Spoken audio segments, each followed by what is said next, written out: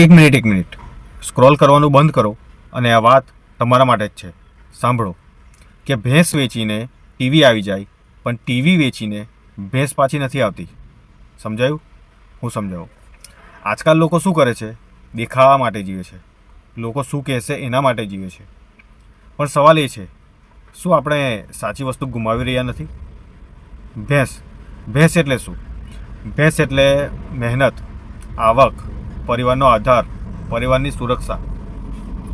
અને ટીવી એટલે શું?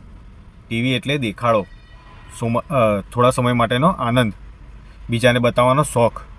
આજના સમયમાં લોકો શોખ માટે લોન લઈ લે છે, ક્રેડિટ કાર્ડ લઈ લે છે, પણ એનાથી શાંતિ ગુમાવી દે છે. બહારથી બધું ચમકે છે, પણ અંદરથી તૂટેલા હોય છે. તો યાદ રાખજો, ચમકતી વસ્તુઓ હંમેશા કિંમતી નથી હોતી, અને જે શાંતિથી કામ કરે છે ને એ જ સાચું ધન હોય છે.